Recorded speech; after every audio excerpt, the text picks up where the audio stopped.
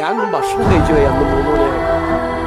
എനിക്കറിയില്ലായിരുന്നു, എനിക്കറിയില്ലായിരുന്നു 2018-ലും 2019-ലും ദുരന്തം ഉണ്ടായിരുന്നപ്പോൾ അന്നത്തെ മുഖ്യമന്ത്രി നിരാഹാരമാണ് ഇരുന്നെന്ന് എനിക്ക് അറിയില്ലായിരുന്നു. ഞാനൊന്ന് ഭക്ഷണം കഴിച്ചു പോയി. നിങ്ങൾ എത്ര അപവാദ പ്രചരണമാണ്. ഞാൻ 3 മണിക്കാണ് ഞാൻ പൊന്നാനിയിലെത്തുന്നത്. സി ഹരിദാസ് സാറിന്റെ ഞാൻ അപ്പുറത്തെ വീട്ടിൽ എനിക്ക് ഭക്ഷണം അറേഞ്ച് ചെയ്തിട്ടുണ്ടായിരുന്നു, എൻ്റെ ഒരു ഫ്രണ്ടിന്റെ വീട്ടിൽ. ഞാൻ ഭക്ഷണം കഴിക്കാൻ പാടില്ല, 3 മണിക്കാണ് ഞാൻ ഭക്ഷണം കഴിക്കുന്നത്. എന്ത് തെറ്റാണ്, എന്തൊരു അപവാദ പ്രചരണം, എന്തൊരു ഹീനമായ അപവാദ പ്രചരണമാണ് നടക്കുന്നത്.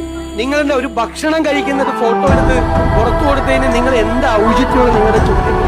ഭക്ഷണം കഴിച്ച് തെറ്റുപറ്റും, ഇനി പോലെ ഭക്ഷണം കഴിക്കാതിരിക്കും. എന്തൊരു മര്യാദകേടാണ്. എത്ര ഹീനമായിട്ടുള്ള